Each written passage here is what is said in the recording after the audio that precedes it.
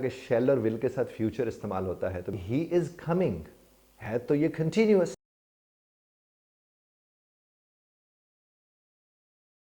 بسم اللہ الرحمن الرحیم. السلام علیکم. دیکھیے جناب والا انگریزی زبان میں فیوچر کا اپنا ایک فنڈا ہے. مثال کے طور پر ہم نے دیکھا کہ شیل اور ول کے ساتھ فیوچر استعمال ہوتا ہے تو مثلاً ہم اس کو پہلے اردو میں سمجھتے ہیں. وہ آئے گا تو ہی ول کم. بتائیں آپ کو، ظاہر ہے آپ کو اس بات کا اندازہ ہے. اچھا اب ہی از کمنگ ہے تو یہ continuous. He is coming tomorrow, وہ کل آ رہا ہے. اب اس میں دیکھیں کہاں گیا وہ گا گے گی، بتا کیا رہا ہے. تو اس کا مطلب فیوچر کو ہم اس طرح بھی استعمال میں لے کر آتے ہیں. جہاں ہم اس طرح استعمال میں لاتے ہیں، مثال کے طور پر کوئی آپ سے کہتے ہیں آئی ول کم ٹمورو اور آئی شیل کم ٹمورو، میں کل آؤں گا، اور وہ کہتے ہیں آئی ایم کمنگ ٹمورو، میں کل آ رہا ہوں.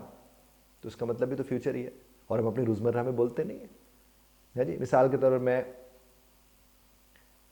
میں اسے بتانے جا رہا ہوں، میں اسے بتانے جا رہا ہے تو کنٹینیوس کا، لیکن یہ ہونے کس میں جا رہا ہے؟ فیوچر میں. اچھا میں کل ان سے ملنے جا رہا ہوں، میں کل ان سے ملوں گا اور میں کل ان سے ملنے جا رہا ہوں. کسی بھی زبان کو سمجھنے کے لیے آپ اپنی زبان میں بھی اسے تو سمجھ سکتے ہیں جناب والا. اور مجھ سے بہت سے لوگ یہ اعتراض کرتے ہیں، اب ظاہر ہر ایک کی اپنی رائے ہوتی ہے، کہ آپ انگریزی میں کیوں نہیں پڑھاتے؟ آپ انگریزی میں کیوں نہیں پڑھاتے؟ تو میں ان سے ایک بات عرض کرتا ہوں کہ میں جن کو انگریزی پڑھا رہا ہوں انہیں انگریزی سمجھ نہیں آتی، اور ان کو وہ زبان سمجھ آتی ہے جس زبان میں ان سے بات کر رہا ہوں. تو میں انگریزی کے متعلق پڑھا رہا ہوں. اب یہاں بیٹھ کے سارا لیکچر میں انگریزی میں آپ کو دے ڈالوں، اور آپ کی انگریزی تو آپ نے واہ واہ بولی ہے، سمجھ میں ککھ بھی نہیں آئے، تو صاحب میرا مطلب آپ کو کنفیوز کرنا نہیں ہے، اور نہ ہی میرا مطلب یہ شو مارنا ہے کہ میں آپ سے کہوں جناب مجھے بڑی انگریزی آتی ہے. بلکہ میرا تو ایک ہی کام ہونا چاہیے کہ میں آپ کے لیے انگریزی کو جتنا آسان بنا سکتا ہوں بناؤں، اور وہی میں کوشش کر رہا ہوتا ہوں. ہاں جن کی انگریزی اچھی ہے اور اسے اور بہتر کرنا چاہتے ہیں ان کے لیے شاید مجھے انگریزی میں بات کرنی پڑے تو وہ مجھے بات سمجھ آتی ہے. لیکن جن کو بنیادی طور پر انگریزی سمجھنی ہے، اگر ان کے سامنے میں چیزیں اس طرح کی کرنا شروع کر دوں تو میرے حساب سے آپ اختلاف رائے کا حق رکھتے ہیں. مجھے یہ لگتا ہے کہ جیسے وہ شو آف کرنا ہوتا ہے.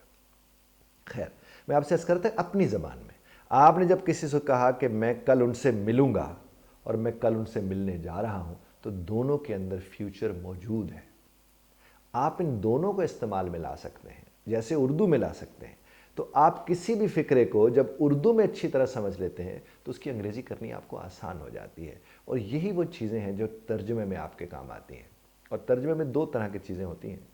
ایک تو یہ تھا کہ ہم آپ سے جب کہتے ہیں کہ مفہوم کا ترجمہ کریں، یعنی جو بات آپ کے سامنے آئی ہے، جس طرح آپ نے دیکھا ہوگا کسی نے، جس طرح کہ وہ آپ نے سنا ہوگا میرا دل باغ باغ ہو گیا، اور پھر فوراً کہا جاتا ہے کہ my heart become garden garden. نہیں کہنا چاہیے، جو کہ اس کا مطلب یہ تو نہیں ہے. یہ نہیں، آپ کا مطلب تو یہ تھا کہ میں بہت خوش ہو گیا. اب جو میرا دل باغ باغ ہو گیا کا مطلب کیا ہوگا؟ کہ میں خوش ہو گیا، میں بہت زیادہ خوش ہو گیا. اب کسی نے کہہ دیا سڑک پر گولیاں چل رہی ہیں، تو آپ اس کے اوپر اگر غور کریں تو دیکھیے گولیاں چلنا، اگر آپ چلنا واک والا لے کر آ جائیں گے تو کہاں سے ترجمہ ہو سکے گا؟ نہیں ہو سکتا. بلکہ پچھلے دنوں گوگل کے اوپر کسی نے لکھ دیا چین کا اور پل کا، چین کا اور پل کا. اب چین کے اوپر وہ نیچے زیر نہیں تھی، اور پل جو تھا اس کے اوپر پیش نہیں تھی یا زبر نہیں تھی. اب دیکھیں پل اور پل، پل اور پل، چین اور چین، کتنا فرق ہے. اب جب آپ اس کا ترجمہ کرنے کے لیے جائیں گے تو صاحب کہیں سے کہیں معاملات چلے جاتے ہیں.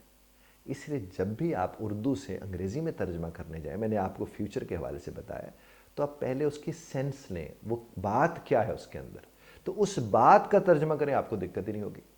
اور اگر آپ یوں نہیں کریں گے، آپ صرف ایک ہی کام کریں کہ ایز اٹ از اس کا ترجمہ کرنے کی کوشش کریں گے، تو پھر آپ کہیں گے ٹیبلٹس اور واکنگ آن دا روڈ، کہ جو گولیاں ہیں وہ سڑک کے اوپر چل رہی ہیں. My heart become garden garden پھر آپ کہیں گے، اور پھر اسی طرز کے آپ جملے بولیں گے جو میں نے ابھی آپ کی خدمت میں عرض کیے. تو آپ اس کی سینس کو سمجھ کے اس کا ترجمہ کرنے کی کوشش کیجیے، کبھی دقت نہیں ہوگی، بالکل ہی دقت نہیں ہوگی. خدا آپ کو اور ہمیں سمجھنے اور سمجھانے کی توفیق عطا فرمائے. اختلاف رائے کا حق آپ محفوظ رکھتے ہیں، بذرا طرز اختلاف رائے کا خیال رکھیے گا.